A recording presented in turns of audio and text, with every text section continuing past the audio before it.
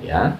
Nah, karena itu pilih yang tidak memberatkan kita, sehingga kita mengerjakannya itu juga merasa tidak menjadi beban baru dalam hidup kita.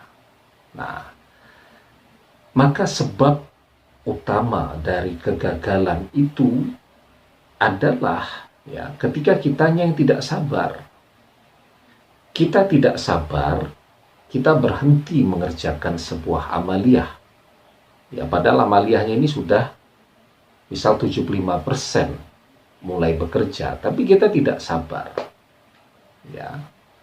Manusia itu kan ada ya yang memang tipenya orangnya open. Kita mengerjakan amaliyah sedikit, dia langsung menunjukkan respon. Tetapi ada orang yang tipenya tertutup. Bahkan suami istri pun jarang bicara. Suami istri satu rumah, jarang ngomong karena tipenya sama-sama pendiam. Ada orang yang tipenya seperti itu dan mungkin banyak. Ya. Maka ketika amaliyah itu sudah bekerja, tetapi memang karakternya pendiam. Orangnya tidak agresif. Maka dia belum menunjukkan ya perubahan. Karena itu ketika kita tidak sabar, kita berhenti, maka semuanya jadi sia-sia yang sudah dikerjakan. Ya. Nah, kemudian yang harus dihindari betul. Saya berulang-ulang kali bilang ini ya, adalah mengatakan bahwa amaliyah saya gagal. Itu sudah selesai. Begitu kita bilang gagal, maka amaliyah tadi akan langsung tawar tuh kalau kata orang-orang tua kita. Ya. Jadi langsung kalau kita makan garam ya, kan terasa asin. Nah, ini rasanya langsung tawar, langsung tidak terasa. Ketika kita mengatakan amaliyah itu gagal. Atau ketika kita mengatakan saya sudah berdoa nih, tetapi tidak dikabulkan. Itu artinya tanda yang sangat jelas bahwa amaliyah yang kita kerjakan sudah gagal. Kenapa? Karena kita sendiri yang minta untuk gagal. Ketika kita mengatakan bahwa saya sudah berdoa, tetapi doa saya agar mantan kembali tidak terkabul. Saya sudah setahun berdoa agar mantan kembali kepada saya, tetapi tidak ada perubahan. Nah, itu artinya sudah gagal. Karena apa? Karena kita yang minta.